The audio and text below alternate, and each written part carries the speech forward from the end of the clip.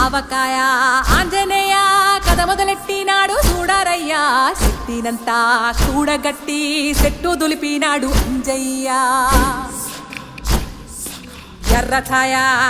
ఛాయ కోతి అవతార వెంటమాయ కత్తి సేత పట్టకుండా కాయ కోసినాడు కపిలయ్య